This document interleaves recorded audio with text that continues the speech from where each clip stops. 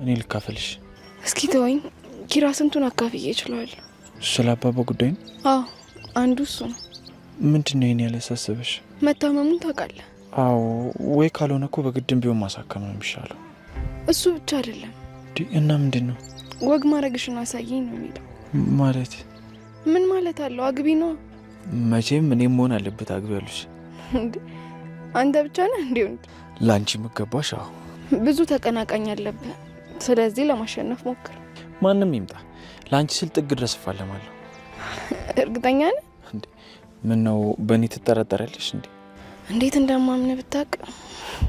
ስለዚህ ሀሳብ የለብኝም ማለት ነው። ኪራ ግን አንዳንዴ ከመቅረት መዘግየት ይሻላል። እንዴት ማለት? ጊዜውን ተጠቀምበት እያልኩ ነው።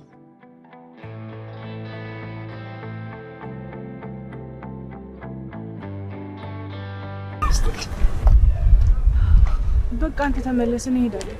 እንዴ ለምን? አሁን ሄድንሽ? ሰኔ ቤት እኮ ነው የሚሄደው። እና ቢሆን ሰኔ የለችም እኮ። እና ራጌ ባለች አይደል እንዴ? ያቺ ከፈሷ ጋር የተጣላሽ የትዮ ጋር። ሰላም ሰላም ውድ ቤተሰቦቼ እንደምን አላችሁ? በያላችሁበት ሰላማችሁ ይብዛልኝ። ለዚህ ቻናል አዲስ ከሆናችሁ ሰብስክራይብ በማድረግ ቤተሰብ አድርጉኝ። እንዲሁም ላይክ እና ሼር በማድረግ ሀሳብ አስተያየታችሁን ኮሜንት ላይ አስቀምጡልኝ። ውድ ቤተሰቦቼ የዛሬው ቪዲዮ የጽናት ክፍል 172ኛ ነው።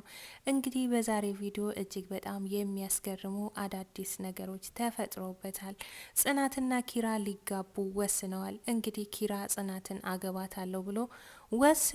እንዲሁም ምንድን ነው የሚያስፈልገው በማለትም እንግዲህ ለሴት ልጅ ምን እንደሚገዛና ምን እንደሚያስፈልጋት የጋብቻ ስነ ስርዓቱ በዛ ሀገር ላይ እንዴት እንደሆነ ሁሉንም ነገር ከዴቭ አጣርቶ አሁን ቀጥታ ነገሮችን ወደ ማስተካከል መግባት አለብኝ ብሎ ውሳኔውን ወስኗል።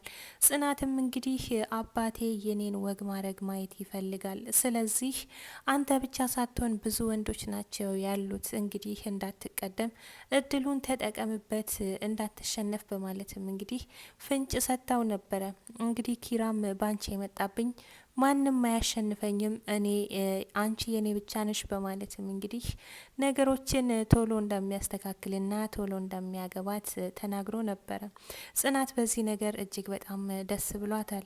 የጽናት አባት እንግዲህ ልጄን ወግ ማድረጓን ሳላይ እንዳልሞት በማለትም ተናግሮ ነበረ። ነገር ግን ጽናትም ይሄን ነገር ለኪራ ተናገረች። ኪራም እንግዲህ ጉዳዩን ተቀብሏት መልካም ብሎ ወደ ጋብቻው ዓለም ሊቀላቀል ተነስቷል። ኪራ ጉዳዩን ለጓደኞቹ ደውሎ ተናገረ። ናሆም እንግዲህ በቶሎ ወደ ጋብቻው ዓለም መግባት እንዳለበትና ጽናትን ሌላ ሰው እንዳይነጥቅበት አስጠንቅቆ ነገረው። ናሆም እንግዲህ ጽናት ማለት ሚስት ብቻ ሳትሆን እናትም ጭምር ናት። ስለዚህ ልታመልጥህ አይገባም፣ ፈጠን በል አባቢ በማለትም እንግዲህ ኪራ ከየበለጠ ፈጥኖ የጽናትን ጉዳይ እንዲያጠናቅቅና አግብቷት ወደ ከተማ እንዲመለስ ተናገረ። ኪራም እንግዲህ አንተ የምታገባ አስመሰልከው፣ ምንድን ነው በዚህ ልክ አካበድከው ሲለው ነበረ።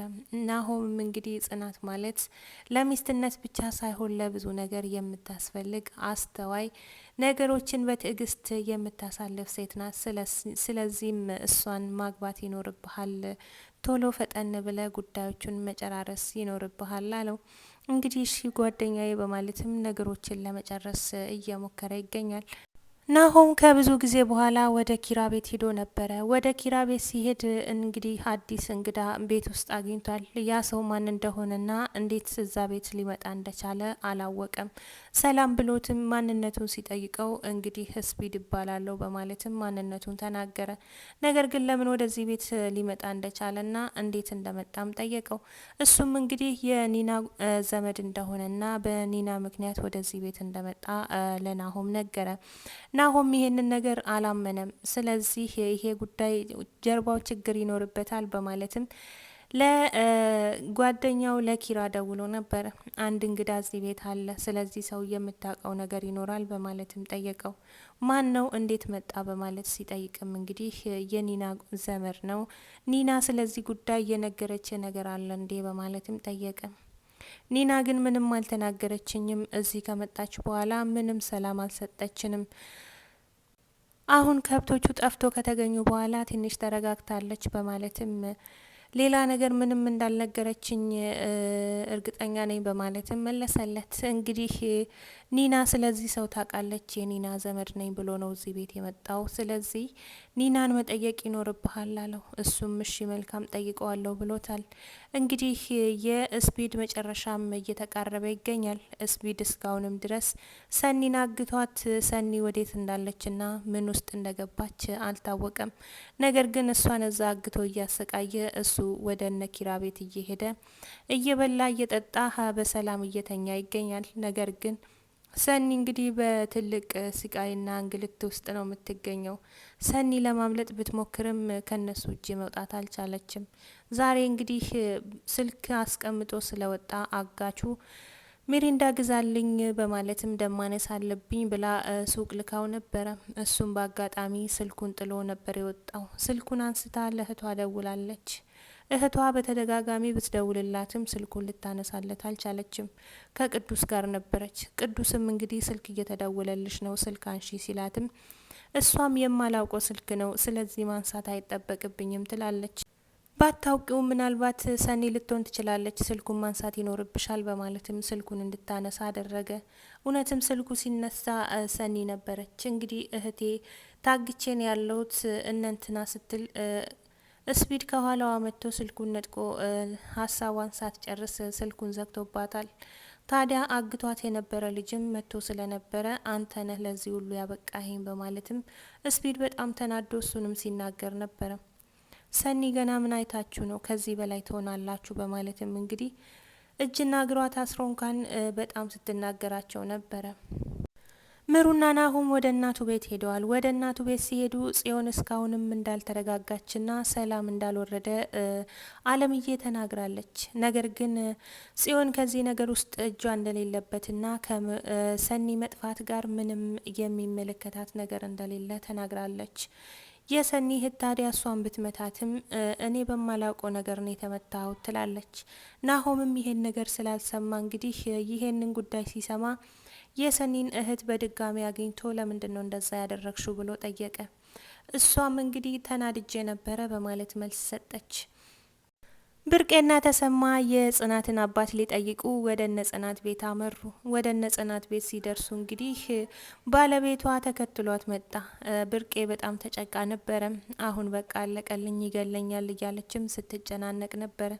ነገር ግን ኒና ወደ ውስጥ አስገብታ እሱ እንዳያያቸው አድርጋ እሱ ከውጪ ሲገባ ማንም እንደሌለና ማንም ወደዚህ እንዳልመጣ እንዲሁም ደግሞ የጽናት አባትም እንደማይመጣ ነገረችው። ጠብቆ ሲያጣ በስተ መጨረሻም ጽናት መጣች። ጽናት እንግዲህ ምን ልታረግ እዚህ ቤት መጣ በማለትም ጠየቀችው። እሱም አባቷን ሊጠይቅ እንደመጣና ደግሞ ሰው እንደዚህ ማናገር የለብሽም፣ ምንም ነገር ቢፈጠርም አባትሽን ለመጠየቅ ባህላችንን ላለማዛነፍ ነው የመጣሁት እንጂ ሌላ ምንም አይደለም፣ በዚህ ልክ እኔን መናገር አይጠበቅብሽም ይላታል። ጽናት እንግዲህ ከዚህ በፊት ባደረገባት ነገር ተናዳበት ስለነበረ ወደ ውስጥ ካልገባው ትላለች። ኒና ግን ውስጥ ላይ ምን እንዳስቀመጠች ስለምታውቅ እንግዲህ ጽናት ወደ ውስጥ እንዳትገባ ስትከለክላት ነበረ። የሰኒ እህት ስልኩን አንስታ የእህቷን ድምጽ ስትሰማ በጣም ደንግጣ ነበረ። እንግዲህ በተደጋጋሚ ሄሎ ብትልም ስልኩን ነጥቀዋ ስለነበረ ምንም አይነት ፍንጭ ልታገኝ አልቻለችም። ነገር ግን ይሄንን ራሱ ማመልከት ይኖርብናል በማለትም በሩጫ ወደ ፖሊስ ጣቢያ ሄደዋል።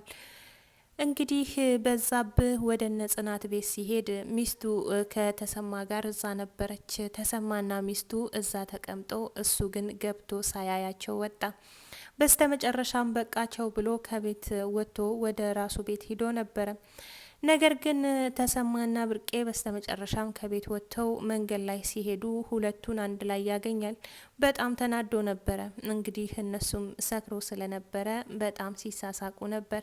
እጅጉን በጣም ተቆጥቶ ሚስቱን እጇን ይዞ ወደ ቤቱ ሄደ። ተሰማን ግን በድጋሚ እንገናኛለን፣ የኔና ያንተ ነገር እዚህ ጋር አያበቃም በማለትም ለጊዜው ሚስቱ የጽናት አባት ልጄ ተጨንቃብኛለች አስጨነቅኳት በማለትም ይናገራሉ። ዴቭ እንግዲህ አሁን ላይ ምንም የሚያስጨንቃት ነገር የለም፣ ኪራ ከምንም በላይ ይወዳታል በማለትም እንግዲህ ለጽናት አባት ይናገራሉ። ኪራና ዴቭም ሲያወሩ ነበረ እንግዲህ ለጋብቻ ምን ምን እንደሚያስፈልግና ለአባቷ ለሷስ ምን ያስፈልጋል በማለትም ሲጠይቅ ነበረ። እንግዲህ ዴቭም በባህሉ መሰረት ሁሉንም ነገር ነገረው። ታዲያ በጣም ቀላል ነው በማለትም ኪራ ይሄንን ነገር ማድረግ እንደሚችል ተናገረ። ኒና እንግዲህ ጽናትና ኪራ አብረው ሲያወሩ ኬት መጣች ሳይባል ቤት ገብታ አስደነገጠቻቸው። እንግዲህ ኪራ ተናዶባት ስለነበረ አፈር ቢ በማለትም ጥሏት ወጣ። እሷም እንግዲህ በቃ ተዋደዳችሁ፣ መዋደዳችሁን እናውቃለን፣ እኔን ለምንድን ነው የምታሰቃዩት በማለትም ተናዳ ምን ተፈጥሮ ነው ብላም እንግዲህ ጽናትም ተናዳ ከብቶቹን ወዴት አድርገሽ ነው የመጣሽው ብላ ሀሳብ ቀይራ ስለ ከብቶች ስጠብቃት ነበረ። ቅዱስና እንቡጥዬም በሄዱበት በደረሱበት ሁሉ ሊስማሙ አልቻሉም። ናቲና እንቡጥ ወደ አንድ ካፌ አምርተው ነበረ። እዛ ካፌ ውስጥ እንግዲህ ቅዱስና የሰኒ እህት አብረው ተቀምጠው ሲያወሩ ነበረ። እንቡጥ ቅዱስን አየሁት፣ አብራት ያላት ሴት ማነች በማለትም ሄዳ ለማናገር ሞከረች። ስትሄድ እንግዲህ የሰኒ እህት ነበረች።